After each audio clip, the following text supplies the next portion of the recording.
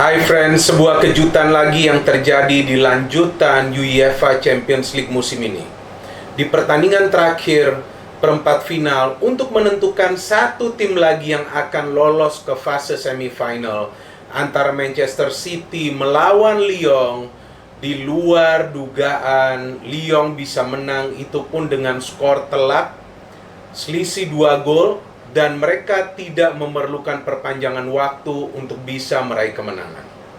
Sebelumnya kita melihat Lyon melawan Juventus adalah tim yang sulit untuk bisa mencetak gol dari open play. Tapi melawan Manchester City yang kita kenal dan kita ketahui adalah tim mesin gol asal Inggris yang sudah mencetak lebih dari 100 gol di semua kompetisi, hanya bisa mencetak 1 gol melawan Lyon. Dan saya sendiri di video sebelum ini menganalisa dan juga memberikan kesimpulan bahwa tidak ada yang pasti dalam sebuah permainan sepak bola. Kejutan bisa saja terjadi.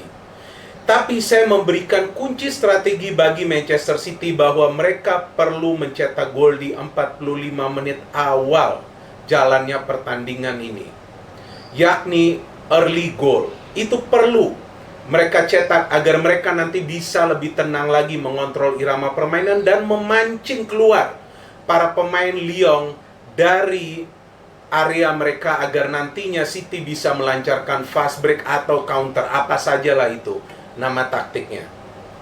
Tapi yang terjadi adalah kebalikannya. Lyon mencetak gol lebih awal dan Lyon yang mencetak gol menjelang pertandingan berakhir.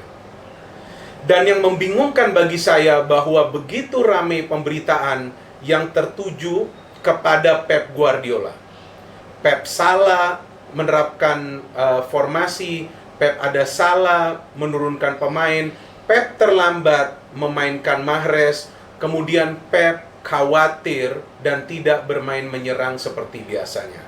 Bahkan ada juga kabar yang memberitakan bahwa Pep Guardiola berpikir terlalu keras hanya melawan tim sekelas Lyon. Tapi kita juga perlu memahami secara mendalam sebelum kita memberikan penilaian sendiri kepada Pep Guardiola. Pep Guardiola masih bagi saya adalah one of the best managers in the world. Oke? Ia bisa merubah tim menjadi lebih merata dalam istilahnya kualitas permainan dan juga kualitas dari para pemain per individunya. Ia bisa meningkatkan performa para pemain. Ia juga sosok yang memberikan peran false nine kepada Lionel Messi di Barcelona. Jangan pernah lupa itu. Ia adalah sosok yang merubah Bayern Munich menjadi tim mesin gol. Sebelumnya Bayern Munich adalah tim yang perkasa di Bayern Munchen, tapi tidak selalu mencetak gol yang begitu banyak. Kemudian tren tersebut diikuti oleh pelatih-pelatih lain yang melatih Bayern Munchen hingga sekarang, Hans-Dieter Flick. Karena kita tahu tidak banyak pemain yang hengkang dari Bayern Munich ketika masih ditangani Pep Guardiola, dan juga sekarang istilahnya ya masih ada beberapa pemain yang bertahan lah. Ya, poin itu dulu perlu kita pahami. Memang ia belum bisa membawa klub-klub lain menjadi juara Liga Champions selain Barcelona. Oke, tapi kita juga jangan terlalu banyak bicara mengenai masa lalu dari Pep Guardiola, kan yang kita akan bicarakan mengenai pertandingan antara City melawan Lyon. Sudah saya katakan di video saya sebelumnya bahwa Rudi Garcia ini pernah melatih di Italia. Ia melatih AS Roma. Sudah pasti ia mulai belajar seni bertahan yang baik dan juga penyerangan yang efisien plus efektif agar bisa melumpuhkan tim lawan. Dan itu ia terapkan dalam pertandingan melawan City dengan formasi yang memang sama, tapi gaya permainannya sedikit berbeda. Justru saya melihat lebih berani lagi Lyon di pertandingan ini.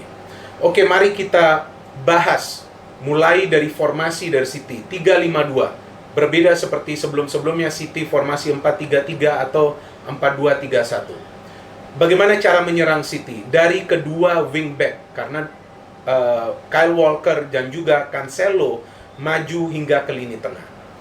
Terus, berapa total shot dari Manchester City? Total shot adalah 18. Berapa dari dalam kotak penalti? 12. Ini hitungan saya. Silakan teman-teman juga bisa lihat replay dan hitung. Mungkin saya ada salah, mungkin juga saya benar ya. Kemudian on target adalah 7. Berapa save dari penjaga gawang Lyon? 6. Gila gak tuh? Dari 7 on target, 6 di save. Ada juga yang di block. Kemudian dari Lyon, formasi 3-5-2, sama. Attack-nya seperti apa? Mereka taruh 2 pemain sayap di lini tengah untuk bertahan dan juga menyerang. Cornet, yang sudah saya sebut adalah key player, mencetak gol juga di game ini, dan Leo di sebelah kanan. Oke, berapa total shot mereka secara keseluruhan? Hanya 7. Berapa on target? 6. Berapa save dari Ederson? 3. Berapa blunder dari Ederson? Bisa saya katakan 1 ya. Ada juga kesalahan dari Ederson. Itu tadi saya berbicara tentang keseluruhan dari total shot, on target, dan save dari kiper kedua tim. Kita perlu juga lebih mendalam lagi nih, kita membahas. Di first half, City mendapatkan 4 peluang mencetak gol. Semuanya dari dalam kotak penalti. Kenapa saya lihat ke sini? Karena saya ada membuat catatan tersebut ya, teman-teman. Saya tidak asal bicara, tapi saya perlu melakukan riset yang mendalam. Seharusnya saya bisa upload konten ini, jangankan siang tadi pagi pun bisa. Saya menonton game City melawan Lyon, tapi saya perlu melakukan riset yang mendalam. Saya perlu menonton ulang pertandingan tersebut secara full. Kemudian, berapa peluang dari Lyon on target di first half? Cuma 2, tapi 1 gol. Ya, terus apa yang dilakukan oleh Lyon di babak pertama yang membuat City sulit mencetak gol?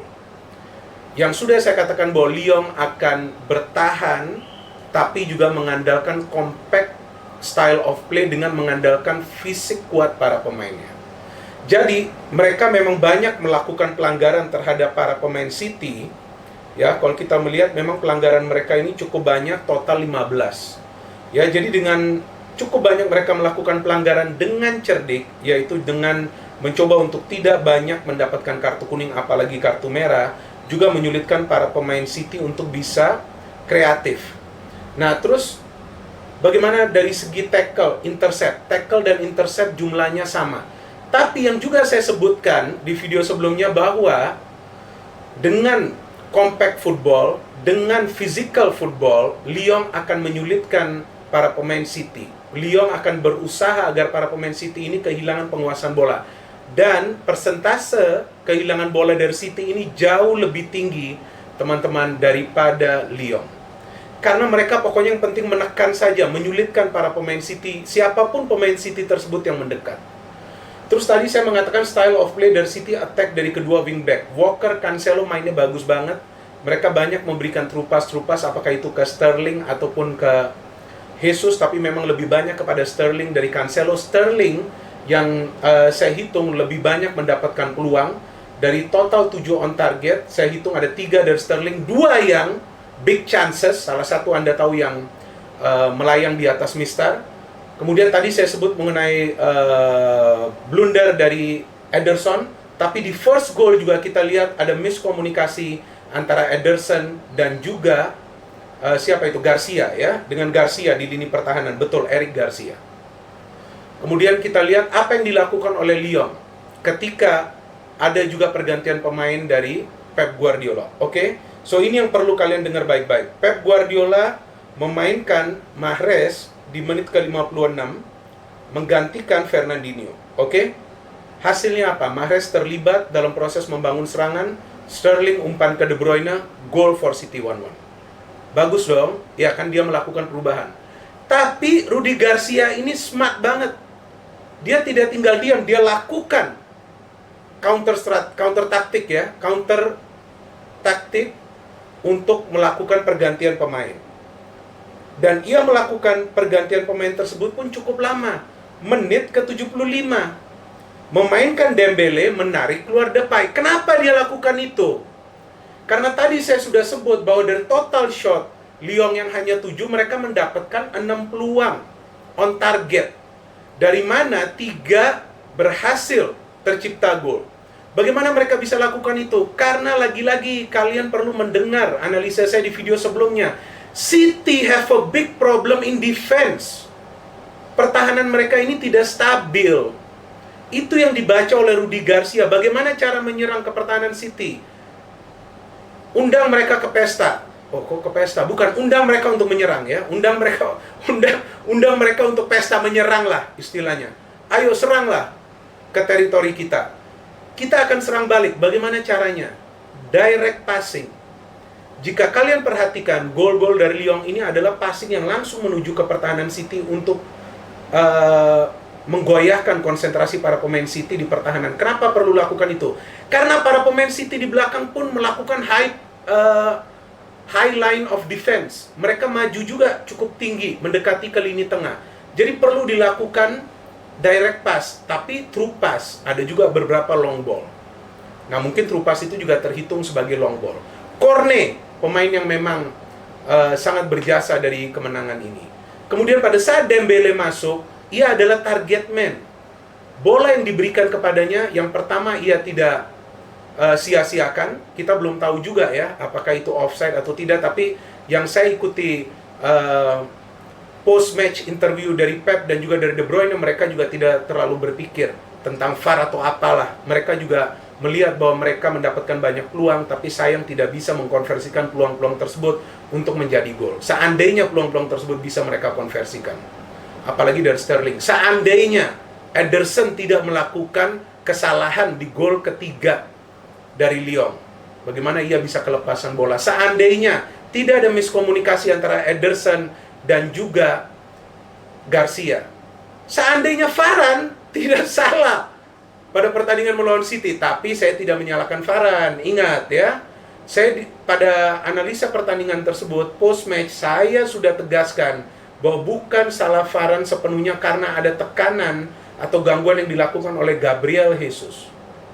Jadi kita harus juga menggunakan akal sehat ketika kita menganalisa sebuah pertandingan. Setelah pertandingan berakhir, menyalahkan seseorang itu gampang banget. Saya gampang melihat kesalahan siapapun, tapi saya sulit untuk melihat kelebihan orang lain. Di sini saya melihat kelebihan dari pelatih Rudi Garcia yang sadar ketika Mahrez masuk, ketika formasi City berubah 4-3-3, ketika para pemain City di defense yang memang dari awal sudah ikut maju, apalagi dari awal Walker dan juga Cancelo lebih sering maju, di sana dia lihat kita masukkan penyerang yang adalah murni finisher seperti Dembele, bukan hanya Depay yang lebih banyak build up serangan. Disitulah ia memanfaatkan kecerobohan para pemain City di lini pertahanan, dan lagi-lagi terekspos bahwa masalah City berada di pertahanan. Mirip juga dengan masalah di Barcelona. Jadi saya juga bingung salahnya Pep Guardiola ini di mana? Karena Pep Guardiola dengan taktiknya atau strateginya dari awal sudah mendominasi permainan. Jadi ini tidak sepenuhnya salah dari Pep. Para pemain pun perlu bertanggung jawab. Dengan begitu banyak peluang tidak bisa mencetak gol dengan kecerobohan yang terjadi di lini belakang. Jadi ini memang bukan harinya Manchester City, tapi adalah memang kemenangan yang berharga bagi Lyon. Selamat kepada para pendukung Lyon karena tim kalian sudah maju ke semifinal, dan tetap semangat kepada para pendukung Manchester City karena saya kira bahwa Pep Guardiola akan tetap stay, dan sekarang perlu ia melakukan pekerjaannya untuk bisa membenahi lini pertahanan dari City. Kita lihat nanti bagaimana partai semifinal yang akan mempertemukan Bayern Munich melawan Lyon dan juga PSG melawan Leipzig. No hate, only football. Salam sepak bola.